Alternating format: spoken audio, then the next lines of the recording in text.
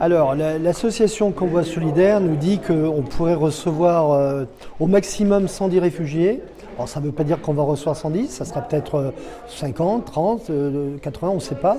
En tout cas, nous nous préparons avec la maire de Besançon, avec l'ensemble des services de l'État, l'ARS, avec les services de la ville, bien sûr, mais aussi avec la Croix-Rouge. Nous nous préparons à accueillir ces réfugiés, à leur permettre de passer un examen médical parce que évidemment ils ont voyagé dans des conditions extrêmement compliquées, ils ont vécu une situation dramatique. Nous nous préparons à les restaurer, à leur permettre de se reposer pendant 24 heures dans un centre d'hébergement d'urgence que la Croix-Rouge va gérer, et ensuite nous les orienterons vers les hébergements que les bisontins, que les doubistes d'une façon générale ont proposé sur notre plateforme particulière et dans laquelle ils seront dans des hébergements dans lesquels ils seront accueillis par des familles.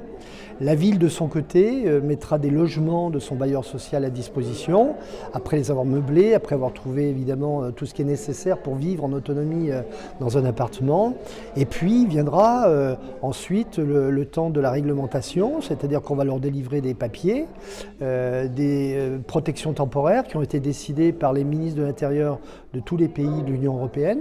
C'est une décision du Conseil européen qui a dit qu'on allait prendre ce statut pour les réfugiés, qui leur donne droit d'abord à la sécurité sociale, à l'accès mutuel et au logement. Et bien sûr au travail, c'est très important, au travail également, ce qui n'était pas acquis encore il y a une semaine. Et effectivement, cette protection temporaire donnera un droit au travail, plus bien sûr tout ce qui va avec, c'est-à-dire des moyens de vivre, hein, c'est-à-dire une allocation de l'OFII mensuelle en fonction de la dimension de la famille. Donc tout est en place, il y a un vrai front uni entre l'État, la ville, les associations, la Croix-Rouge, pour accueillir ces femmes essentiellement et ces enfants, et pour qu'on le fasse dans les meilleures conditions.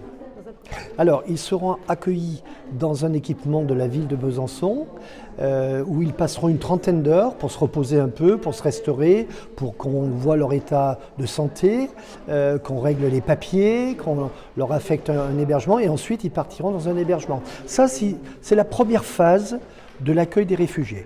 C'est le fruit du travail des associations qui ont permis à ces réfugiés d'arriver à Besançon et que nous allons accueillir. Après, il se peut que nous ayons d'autres arrivées. Aujourd'hui, personne ne le sait, mais nous nous préparons à cela. Donc nous avons identifié un certain nombre d'hébergements collectifs qui pourraient accueillir de nombreux réfugiés et que nous pourrions confier, nous, l'État, que nous pourrions confier en gestion à des associations type Croix-Rouge ou d'autres. Il en existe beaucoup sur ce secteur.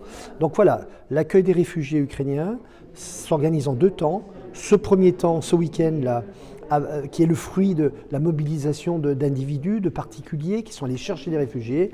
Et le deuxième temps, c'est des arrivées plus organisées, notamment réarticulées par Paris, probablement par le gouvernement, pour faire en sorte que tout le monde puisse être accueilli dans les meilleures conditions. Alors, ils vont être accueillis en fonction de s'ils sont une famille de 1, 2, 3 personnes avec des enfants, peut-être des personnes malades, peut-être des personnes handicapées. À ce moment-là, on regarde si les logements que l'on connaît sont adaptés et puis on va les orienter vers ces logements. Voilà.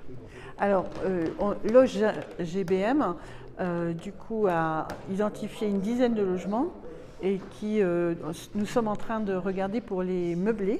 Parce qu'évidemment, il faut aussi avoir des lits, il faut avoir quelques meubles, il faut avoir quelques cuisinières, quelques réfrigérateurs, etc. Voilà. Concrètement, le département du Doubs est en capacité d'accueillir combien de personnes, combien de réfugiés ? Pour l'instant, nous avons repéré à peu près l'hébergement nécessaire pour accueillir les 100 premiers réfugiés, s'ils sont 100. S'ils sont 60, ça sera encore plus simple.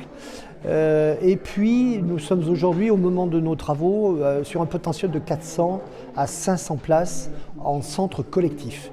Colonies de vacances, hébergements souvent liés aux loisirs ou des choses comme ça.